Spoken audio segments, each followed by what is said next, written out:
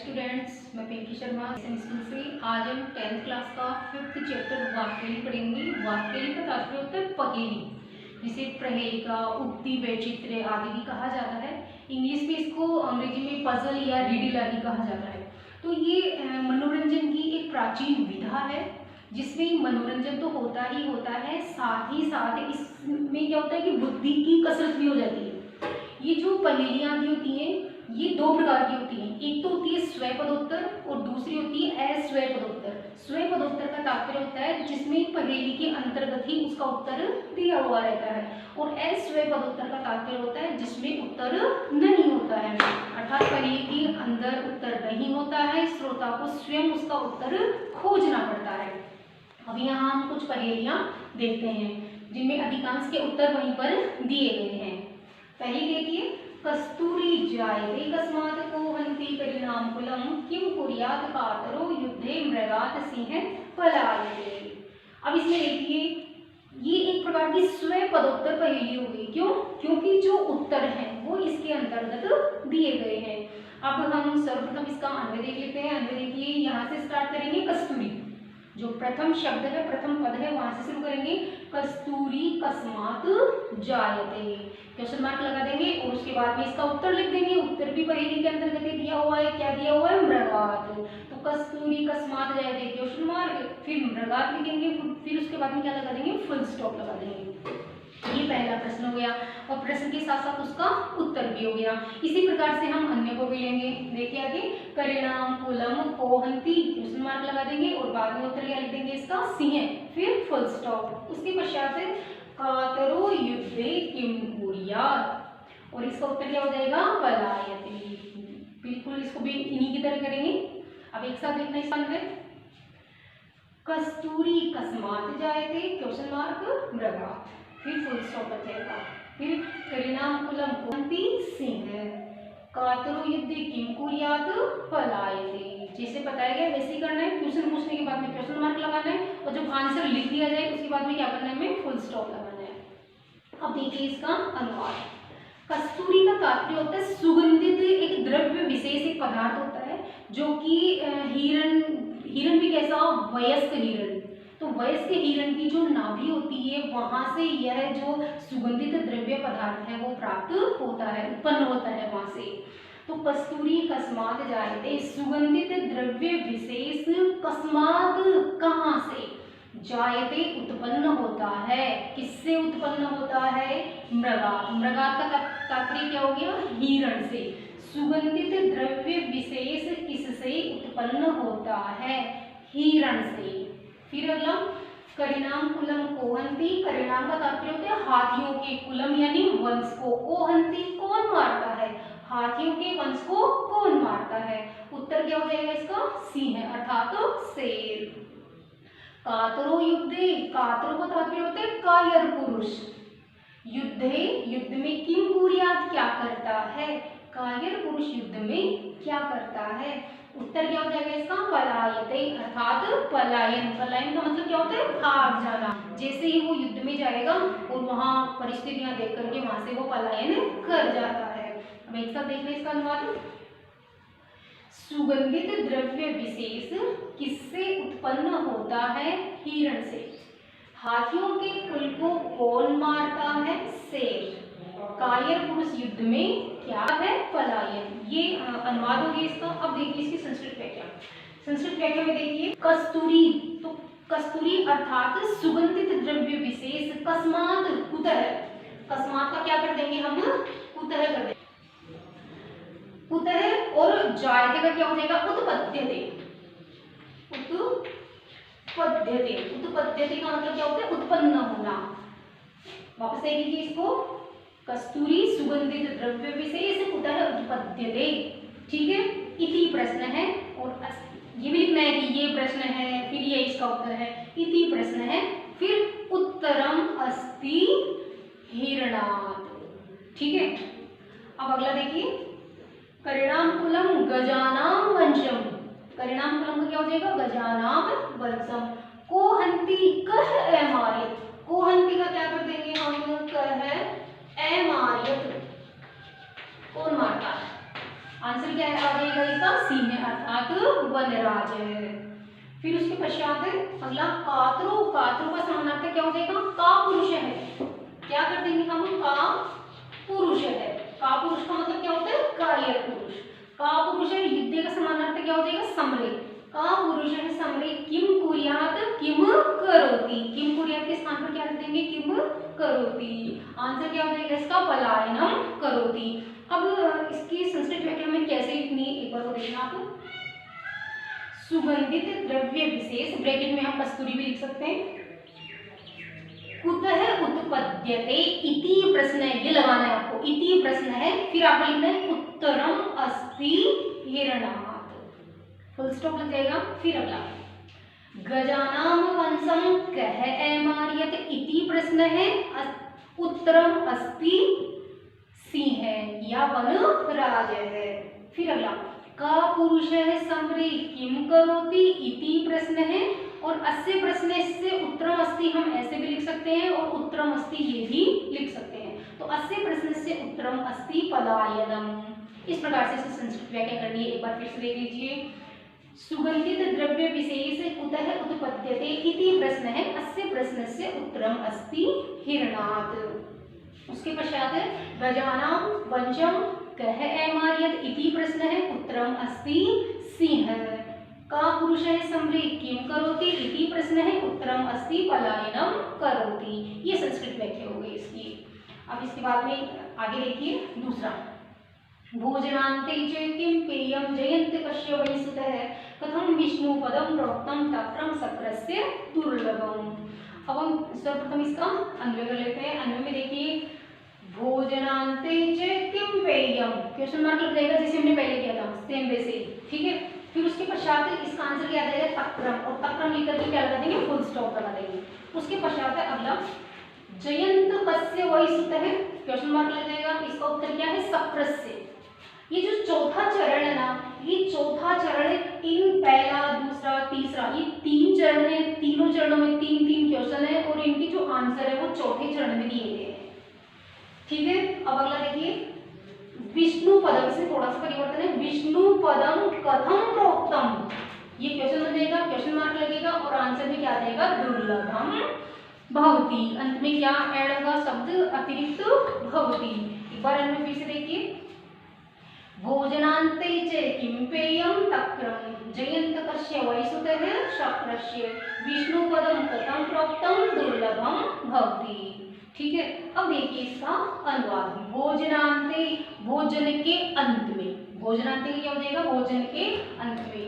भोजनान्ते में दीर्घ संधि, इसमें विच्छेद करेंगे इसका, भोजन धन अंत, संधि कौन सी हो जाएगी? दीर्घ हो जाएगी। तो भोजनान्ते, भोजन के अंत में किम पेयम, क्या पीना चाहिए, ठीक है, क्या पीना चाहिए। उत्तर क्या है इसका? तक्रम। तक्रम का मतलब क्या होता है? छाछ। भोजन के अंत में क्या पीना चाहिए? छाछ।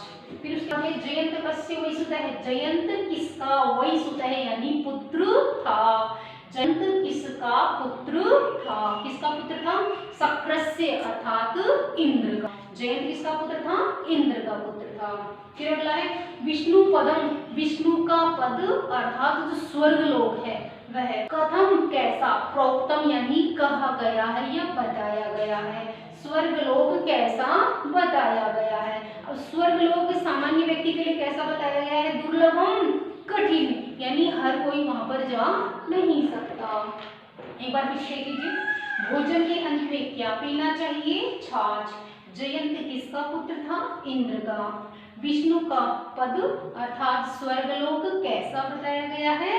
दुर्लभ, ठीक है। अब हम देखेंगे इसकी संस्कृत व्याख्या। संस्कृत व्याख्या में देखिए, भोजनान्ते, तो भोजनस्य अन्ते या आहारस्य अन्ते तक्रम पिबेद, इसको प्रश्न और उत्तर दोनों को मिलाकर के हम क्या बनाएंगे? व्याख्या बनाएंगे। भोजन के अंत में छाछ पीनी चाहिए। देखो दो तरीके हैं इसको करने के, या तो हम इन दोनों को मिलाकर के वाक्य बना लें, या फिर जैसे हमने फर्स्ट वाले में किया था वैसे भी कर सकते हैं। दोनों तरीके देख लीजिए आप। भोजनस्य अन्ते किम पिबेद इति प्रश्न है, अस्य प्रश्नस्य उत्तरम अस्ति या फिर उत्तरम अस्ति तक्रम। एक तो ये तरीका है। दूसरा तरीका क्या है? अन्ते तक्रम पिबेत। ठीक है, सेकंड देखिए, जयंत कस्य सुतः आसीत् इति प्रश्न है, उत्तरम अस्ति शक्रस्य या फिर इंद्रस्य। फिर अगला है विष्णुपदम। विष्णुपदम को हम गोलोक भी कहते हैं, तो हम इसको क्या कहेंगे, गोलोकम। गोलोकम हम गोलोक भी कह सकते हैं इसको। तो विष्णु पदम का समानार्थक क्या हो जाएगा, गोलोकम। गोलोकम कथम कीदृशम, कथम का क्या हो जाएगा, कीदृशम, और प्रोक्तम का क्या हो जाएगा, कथ्यते। गोलोकम कीदृशम कथ्यते, गोलोक कैसा कहा गया, इति प्रश्न है, उत्तरम अस्ति दुर्लभम। ठीक है, अब एक साथ देखो इसको। आहारस्य अन्ते किम पिबेत इति प्रश्न है, उत्तरम अस्ति तक्रम। जयंत कस्य पुत्रः आसीत् इति प्रश्नस्य, इति प्रश्न है, अस्य प्रश्नस्य उत्तरम अस्ति या उत्तरम अस्ति इंद्रस्य। गोलोकम कीदृशम प्रोक्तम इति प्रश्न है, उत्तरम अस्ति दुर्लभम या काठिन्येन प्राप्यते। हम ये भी कह सकते हैं, दुर्लभम के स्थान पर हम अन्य शब्द कौन सा काम में लेंगे, काठिन्येन प्राप्यते, यानी कठिनाई से प्राप्त होने वाला है, सरलता से प्राप्त होने वाला नहीं है स्वर्गलोक, हर किसी को नहीं मिलता है ये, जिसके कर्म अच्छे होंगे उसी को प्राप्त होता है। इस प्रकार से हम इसकी संस्कृत व्याख्या कर सकते हैं। अब आगे देखिए, तीसरी पहेली, रवेह कवेह किम समरस्य सारम रसे भयं किम किम अदन्ति भृंगा सदा भयं च अपि अभयं च केसां भागीरथी तीर समाश्रितानाम। अन्वय देखिए इसका सर्वप्रथम यहाँ से स्टार्ट करेंगे, रवेह कवेह समरस्य सारम किम, क्वेश्चन मार्क लगते रहेगा, और इसका जो आंसर है वो वही हमें चौथे चरण में मिलेगा। चौथा चरण जो है वो है इसका देखिए इधर, भागीरथी तीर समाश्रिता नाम, इसके बहुत सारे टुकड़े होंगे, भा अलग है, गी अलग है, रथी अलग है, फिर तीर अलग है। ठीक है, और यहाँ से ई निकालेंगे, ईति भी हो जाएगा, रसम भी हो जाएगा, आश्रिता नाम भी हो जाएगा। इस प्रकार से बहुत सारे शब्द हैं जिनके सभी के अलग अलग अर्थ निकलेंगे, कुछ का मिलकर के और कुछ के टुकड़े करके। अब हम अन्वय इस प्रकार बनाएंगे, रवेह कवेह समरस्य सारम किम, फिर उसके पश्चात देखिए क्या आएगा, भा गी रथी, यानी इनको अलग अलग लिखेंगे। किस प्रकार से लिखेंगे, भा गी रथी। ये देखिए ये तीन उत्तर है, ये तीन रवे कवे और समरस्य, ये तीन इसने पूछे, इन तीनों का जो उत्तर है वो क्या है, भा गी और रथी। तो अन्वय में भी हम इनको ऐसे लिखेंगे, रवेह कवेह समरस्य सारम किम, क्वेश्चन मार्क लग जाएगा, उसके बाद में लिखना है भागी रथी, और फिर क्या लगा देंगे, फुल स्टॉप लगा देंगे। फिर देखिए अगला, यहाँ से स्टार्ट करेंगे, क्रसे भयम किम, उसके बाद में क्या आ जाएगा, क्रसे भयम किम, क्वेश्चन मार्क लग जाएगा, और इसका उत्तर आपको यहीं पे मिलेगा, इसी में देखिए इति, क्या है यहाँ पर, इति। इति हम इस प्रकार लिखेंगे, इति, ये इसका उत्तर हो गया। तो क्रसे भयम किम, क्वेश्चन मार्क, और अंत में क्या लग जाएगा, इति, फिर क्या लगा देंगे, फुल स्टॉप लगा देंगे। अगला देखिए, भृंगः, भृंगः किम अदन्ति, क्वेश्चन मार्क लग जाएगा, इसका उत्तर कहाँ मिलेगा, यहीं पर देखिए, रसम, रसम मिले आपको, ये इसका आंसर है। तो भृंगः किम अदन्ति, और क्या लिख देंगे, रसम लिख करके फुल स्टॉप लगा देंगे। उसके बाद देखिए अगला, केसाम च सदा भयम, केसाम च सदा भयम, ये हो जाएगा। ठीक है, फिर इसका जो आंसर है वो भी हमें यहीं पर मिलेगा। ये देखिए इधर आ, इसमें से आ निकलेगा आश्रिता नाम, क्या निकलेगा इसमें, ये मैं अलग हो जाएगा, ये रसम मैं अलग हो जाएगा, मैं में से आ निकलेगा, आस माँ है ये, तो आश्रिता नाम। तो केसाम च अपि सदा भयम, तो क्या आ जाएगा, आश्रिता नाम, फुल स्टॉप लगा देंगे, ये इसका आंसर हो गया। उसके पश्चात है अभयम च, केवल दो ही शब्द बचे इसमें, अभयम च, ये क्वेश्चन हो गया, और इसका आंसर क्या हो जाएगा। अब ये जो क्वेश्चन है उसके आंसर में ये पूरी लाइन आएगी, ऐसे कैसे, अभयम च क्वेश्चन मार्क, और फिर इसके उत्तर में क्या लिखेंगे, भागीरथी तीर समाश्रिता नाम, ये पूरा इसका आंसर है। एक बार फिर से हमें देख लीजिए, रवेह कवेह समरस्य सारम किम भागीरथी, कृषे भयम किम इति, ई और ती, इति। भृंगा किम अदंती रसम। फिर केशाम च अपि सदा भयम, क्या आ जाएगा इसमें, आश्रिता नाम, आ निकलेगा इसमें आश्रिता नाम। फिर अभयम च, अभयम च, इसमें क्या आ जाएगा, भागीरथी तीर समाश्रिता नाम। ये अन्वय हो गया। अब देखिए इसका अनुवाद। रवेह का मतलब होता है सूर्य का, कवेह का मतलब होता है कवि का, समरस्य का मतलब होता है युद्ध का, सारम किम, सार क्या होता है, सूर्य का, कवि का और युद्ध का सार क्या होता है, इनका सारांश क्या होता है, इनका अंत क्या होता है, मुख्य जो भूमिका जिसकी रहती है वो क्या है, महत्वपूर्ण किसका स्थान रहता है इनके अंतर्गत, किसका महत्व अधिक होता है, ये पूछ रहे हैं। तो सूर्य का, कवि का और युद्ध का सार क्या है। अब इनके उत्तर अभी भी बताए थे मैंने। भागीरथी, भा, भा का मतलब होता है प्रकाश। अब सूर्य के अंदर क्या मिलेगा आपको, प्रकाश मिलेगा, यानी प्रकाश, सूर्य का सार क्या है, प्रकाश ही सूर्य का सार है। यदि सूर्य में प्रकाश हो, सूर्य फिर किसी काम में नहीं आएगा, यानी कोई उपयोग नहीं है उसका। तो महत्वपूर्ण स्थान किसका है, प्रकाश का है, किसमें, सूर्य। फिर उसके पश्चात है कवि। कवि का सार क्या होता है, गी का मतलब क्या होता है, वाणी। कवि कविताएं आदि लिखता है तो उसके लिए सार, महत्वपूर्ण सार क्या है, उसकी वाणी, उसका वाग वैशिष्ट्य, उसकी चतुराई। किसमें चतुराई, उसकी वाणी में उसकी चतुराई। उसके पश्चात है समरस्य। समरस्य का मतलब क्या हो गया, युद्ध का सार। अब युद्ध का सार कौन होता है, रथी। इस रथी का मतलब होता है वीर पुरुष। वीर, युद्ध का सार कौन होगा, वीर पुरुष ही होगा। वीर पुरुष नहीं होंगे तो फिर कहाँ के युद्ध। ठीक है, ये कंप्लीट हो गया। इसके बाद में अगला देखिए, कृषे भयम किम, कृषे, कृषि में, कृषि का मतलब क्या हो गया, कृषि में। भयम किम, किसका भय होता है, कृषि में किसका भय होता है, तो कृषि के क्षेत्र में किस किस का भय होता है, देखिए यहाँ पर है इति। अब इस इति का मतलब होता है अतिवृष्टि, अनावृष्टि, या फिर चूहे आदि जो होते हैं फसल को नष्ट कर देते हैं, यानी फसल को बर्बाद करने के ये जितने भी कारण होते हैं, अतिवृष्टि हो, अनावृष्टि हो, ये चूहों आदि के द्वारा उसको नष्ट करना हो, तो ये सब क्या कहलाती है, ईति कहलाती। ईति का मतलब होता है प्राकृतिक प्रकोप। प्राकृतिक प्रकोपों को ही क्या कहते हैं, ईति कहते हैं। और कृषि में इनका भय होता है, किसका भय होता है, प्राकृतिक प्रकोपों का भय होता है। फिर देखिए भृंगा किम अदंती, भृंगा का तात्पर्य होता है भंवरे। किम अदंती, क्या खाते हैं, अदंती, अदंती का मतलब देखो खाना होता है, इसमें अद धातु है, अदन, अदन का मतलब होता है खाना। तो भृंगा किम अदंती, भंवरे क्या खाते हैं, तो इसका उत्तर क्या हो जाएगा, रसम। जैसे खाना नहीं पीना होना चाहिए, लेकिन यहाँ ये अदंती का तात्पर्य खाना ही होता है।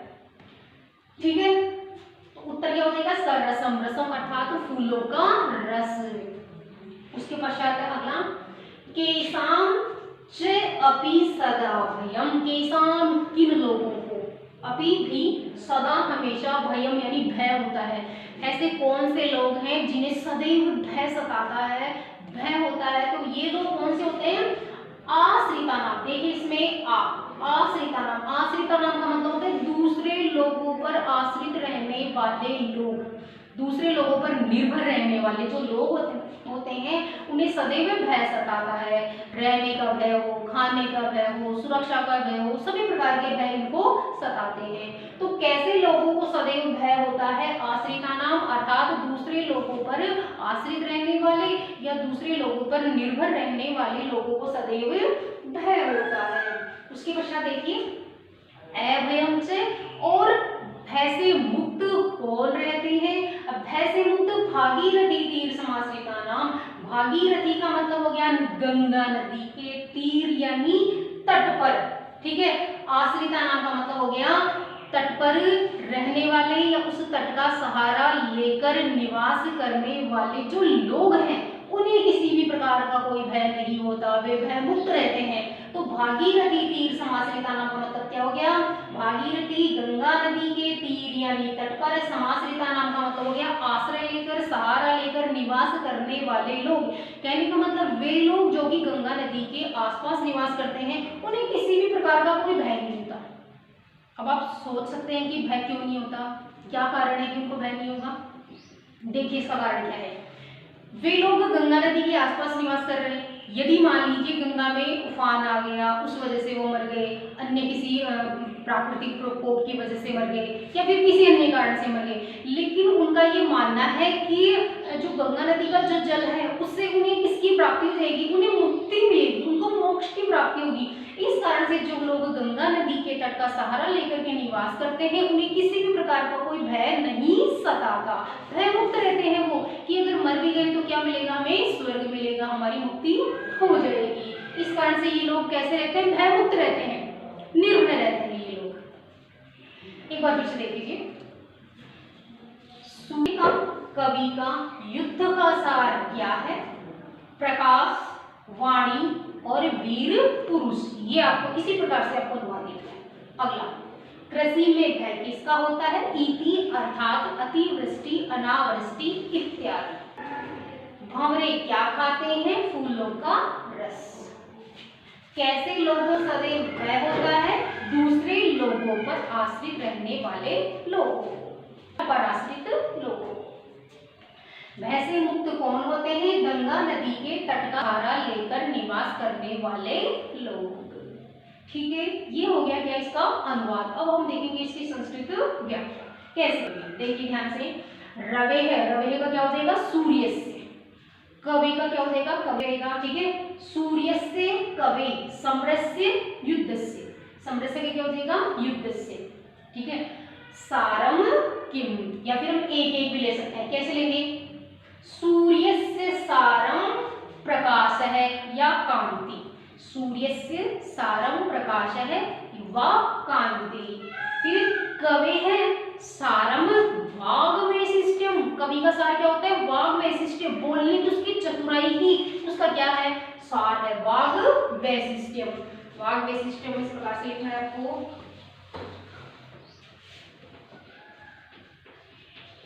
वाग वैशिष्ट्यम, इस प्रकार वाग वैशिष्ट्यम, ठीक है, यानी वाणी की चतुराई ही कवि का सार है। सूर्य से सारम प्रकाश है कांति व, कवि है सारम वाग वैशिष्ट्यम, युद्धस्य सारम वीर पुरुष है भवन्ति। ठीक है, क्या कर देंगे, अगर एक है वीर पुरुष है तो भवती, वीर पुरुष है तो भवन्ति। वापस देख लीजिए इसको, सूर्य से सारम प्रकाश है कांति व, कोमा लगाते रहेंगे। फिर कवि है सारम वाग वैशिष्ट्यम, युद्धस्य सारम वीर पुरुष है भवती। एक बता रहे हैं तो क्या कर देंगे, भवती। ये कंप्लीट हो गया, ये भी कंप्लीट हो गया और ये उत्तर भी कंप्लीट हो गई यहाँ तक व्याख्या के अंतर्गत। अब देखिए अगला, कृषि में हम इसका किस प्रकार बनाएंगे, कृषि क्षेत्र। कृषि का क्या हो जाएगा, कृषि क्षेत्र। कृषि क्षेत्रे कस्य भयम भवति, कृषि क्षेत्रे कस्य भयम भवति, कृषि के क्षेत्र में किसका भय होता है, तो इसका कहते हैं कृषि क्षेत्रे किसका भय होता है, ईतीनाम। कृषि क्षेत्रे ईतीनाम अर्थात अतिवृष्टि, अनावृष्टि इत्यादिनाम भय भवतः। वापस देख लीजिए, कृषि क्षेत्रे इति अर्थात अतिवृष्टि, अनावृष्टि इत्यादि नाम भयम भवतः। फिर देखिए अगला, भृंगा की बदलती, इसका कैसे करेंगे, भृंगा का क्या हो जाएगा, भ्रमराः। भ्रमराः किम पिबन्ति, हम पिबन्ति करेंगे तो यहाँ रस दिया होगा, ठीक है। तो भ्रमराः किम पिबन्ति, तो भ्रमराः पुष्पाणाम रसम पिबन्ति, दोनों को मिलाकर के लिख देंगे व्याख्या के अंतर्गत। भ्रमराः पुष्पाणाम रसम पिबन्ति, ये प्रश्न उत्तर दोनों एक साथ हो गए। उसके बाद में देखिए अगला, इसको उत्तर को और प्रश्न को दोनों को मिक्स कर देंगे, ठीक है। कौन सा वाला, आश्रितो, तो आश्रितानाम जनाः सदैव भययुक्ताः भवन्ति। आश्रित लोग या पराश्रित जनानाम सदैव भययुक्ताः भवन्ति। पराश्रित का मतलब दूसरों पर आश्रित रहने वाले लोग कैसे होते हैं, भययुक्त रहते हैं, यानी भय से हमेशा वो भयभीत रहते हैं, डरे हुए रहते हैं। फिर अंतिम चरण देखिए इसका, अंतिम चरण में कैसे करेंगे, भागीरथी तीर समाश्रिता नाम, इसका समानार्थक बनाएंगे हम, गंगाया तटे आश्रयम गृहीत्वा ये जना निवासम कुर्वन्ति, अर्थात गंगा नदी के तट का सहारा लेकर जो लोग निवास करते हैं, इसी को मैंने संस्कृत में बोला है, ठीक है। तटम आश्रयं गृहीत्वा ये जना निवासं कुर्वन्ति ते जना सदैव भयमुक्ताः भवन्ति। अब एक साथ देखिए इसकी संस्कृत व्याख्या, ध्यान से देखना इसको। सूर्यस्य सारं प्रकाशः कांति वा, कवेः सारं वाग् वैशिष्ट्यं, युद्धस्य सारं वीर पुरुषः भवति। फिर उसके पश्चात कृषि क्षेत्रे इति अर्थात अतिवृष्टि अनावृष्टिनां भयं भवतः। फिर भ्रमरः पुष्पाणां रसं पिबन्ति। फिर उसके पश्चात अगला पराश्रित जनानां सदैव भय युक्ता, देखो एक में मुक्ता करना है यानी भय से मुक्त है, एक में क्या करना है भय युक्ता यानी भय से युक्त है। भय युक्ताः भवन्ति, सदैव भय युक्ताः भवन्ति, परंच लेकिन गंगाया तटम आश्रयं गृहीत्वा ये जना निवासं कुर्वन्ति ते जना सदैव भयमुक्ताः भवन्ति। इस प्रकार से इसकी क्या कर देंगे संस्कृत व्याख्या कर देंगे। अब देखिए अगला, सीमंतिनी सुखाशांता राजा को अभूत गुणोत्तम है, विद्ववी का सदा वंद्या अत्र एव उत्तम न बुध्यते। इसमें देखिए आप सर्वप्रथम हम अन्वय बनाएंगे, इसका ध्यान से स्टार्ट करेंगे। सीमंतिनी सुशांता का क्वेश्चन मार्क लग जाएगा। फिर गुणोत्तम, यहाँ से देखिए गुणोत्तम इसको ले लेंगे, गुणोत्तम राजा को अभूत, ये अवगर ग्रह का जो निशान दिख रहा है आपको उसका उच्चारण क्या निकलता है ए का निकलता है, तो राजा को अभूत, ठीक है। फिर नेक्स्ट देखिए विद्ववी सदा कावन्य, उसके पश्चात आ जाएगा उत्तरम, ये अतिरिक्त शब्द है ब्रैकेट में लिखा जाएगा उत्तरम अत्र एव उत्तम न बुध्यते। ऐसे कैसे आ जाएगा अन्वय फिर से देख लीजिए एक बार।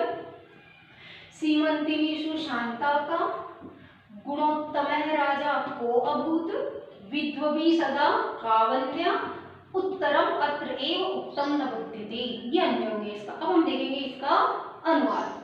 सीमंतिनीसु, सीमंतिनीसु का मतलब क्या होता है स्त्रियों में, ठीक है। शांता यानी शांत स्वभाव वाली, सहनशील स्वभाव वाली, का यानी कौन होती है, स्त्रियों में शांत स्वभाव वाली कौन होती है। तो इनके उत्तर आपको इसी में मिलेंगे, वो कैसे मिलेंगे वो तरीका बताया जाएगा। देखिए अगला, सीमंतिनीसु का मतलब क्या होता है स्त्रियों में, शांता का शांत स्वभाव वाली कौन होती है।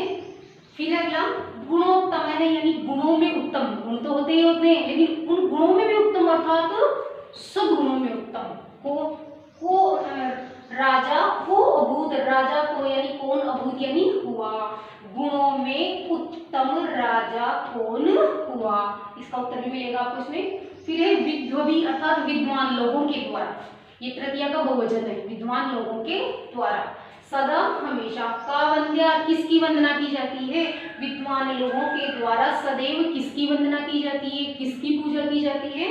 उत्तरम, जितने भी उत्तर हैं तीनों चरणों के उत्तर, अत्र एव उत्तम, अत्र यहाँ एव ही उत्तम बताए गए हैं, यहाँ पर ही बताए गए हैं, नए बुद्धते लेकिन जान नहीं सकते।